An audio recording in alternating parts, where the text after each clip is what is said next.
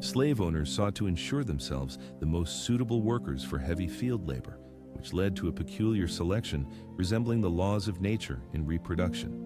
Only strong and healthy men were selected, as these qualities were considered important for passing on to offspring and successful work on plantations.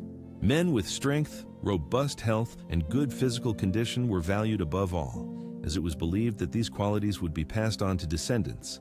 Height, developed musculature, and endurance were considered especially important for work capacity and survival in the harsh conditions of plantation life. These physical qualities served as the main criteria for selecting reproductive pairs among slaves to improve offspring and increase productivity. Some owners preferred men with certain external traits, such as a lighter skin tone or an attractive face. This practice reflected the deeply ingrained racism of the time, when appearance influenced the choice of slaves and their subsequent fate. In this context, the legend of Pat Seka emerged, whose real name was Roque José Florencio, an African who was enslaved. His life in Brazil was full of oppression and deprivation of human dignity, reflecting the harsh fate of many slaves. His tragic fate led to him being bought as a breeder to provide offspring for the benefit of the owner. The nickname Pata arose thanks to the custom of the plantation and exceptional physical qualities that made him important to the owner. Pata, taller than 2 meters with slender limbs and unusually large hands and feet, got his name due to his outstanding appearance and height. He was born in the city of Saracobe, São Paulo state, and was soon kidnapped and enslaved, becoming property on a plantation in Sankara. His owner was Franci Dacu Bueno, with whom Pata maintained friendly and respectful relations, receiving important duties on the estate. Pata rode daily between the rural village and the city of San Carlos, performing tasks from distributing mail to caring for animals. Due to his status and height of over 2 meters, he did not live with the other slaves but held a special position on the plantation. In Brazil at that time, tall, slender men were considered ideal breeders, capable of producing male offspring for work on the plantation. His owner assigned Pata to impregnate female slaves to increase the number of physically strong workers without additional costs. It is estimated that about 30% of the current population of the Santa Eudoxie area in San Carlos can trace their origins back to Pata. Pata's main task was to create a workforce meeting physical standards to increase the plantation's productivity. His life was completely subordinated to the will of the master, and he carried out all orders aimed at improving the plantation's operation. Pata Seka tirelessly monitored health and nutrition, strictly demanding the fulfillment of his role as a breeder, despite the lack of precise data about his relationships with women. It is estimated that Pata Seka had more than 200 children who inherited the status of slaves and lived under conditions of forced labor on plantations and with their owners. Descendants of Pata Seka were subjected to harsh torment and difficult living conditions from an early age, facing the ruthless reality of exploitation. Children were deprived of a normal childhood and innocence, forced to endure a painful reality that was diametrically opposed to their father's experience. Despite the availability of resources to increase offspring, most of Pata Seka's children remained unknown due to numerous difficulties and indistinguishability among other breeders.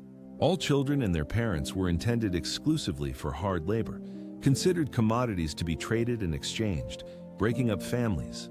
Emotional well-being was left in the background, and adult slave children were forced to perform heavy and dangerous work.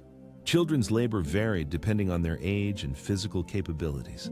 Some worked side by side with adults in the fields, battling the scorching sun. They spent long hours picking cotton, planting crops, or tending livestock. Others performed household duties.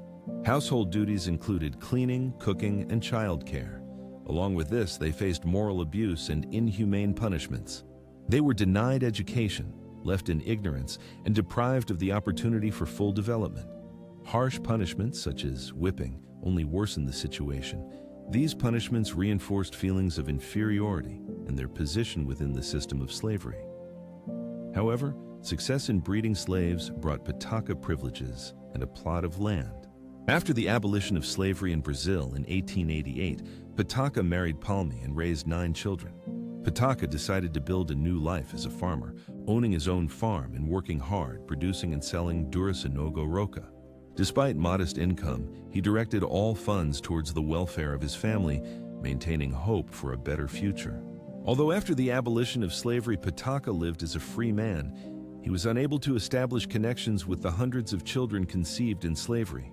Deprived of formal education and access to documents, he remained cut off from many aspects of his life and heritage. At that time, records of children born into slavery rarely included parental links, making the search for descendants practically impossible. On June 13, 1958, Pata died at the age of 130. His passing was quiet and peaceful in bed. In the Brazilian city of Santa Eudoxia, São Carlos state, he was surrounded by loved ones who paid tribute with prayers and music for his long life.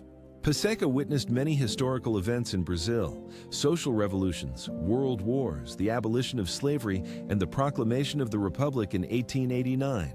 His funeral was a manifestation of the deepest respect. Thousands of people came to honor his memory. His remains were buried in the Santa Eudoxia cemetery. Later, a monument was erected in his honor at this cemetery as a symbol of remembrance and respect for his life and legacy. The fact that Pata Seka was a slave owner clearly demonstrates the harsh reality of slavery in that era, a system based on cruelty and exploitation. The purpose of this system was to establish control and dominance over generations of enslaved people deprived of freedom and rights. Despite all the horrors he had to face, Pata Seka left behind a legacy that lives on in the collective memory of the people. His story reminds us of countless injustices and atrocities of the slavery era, and serves as a testament to the strength of the human spirit.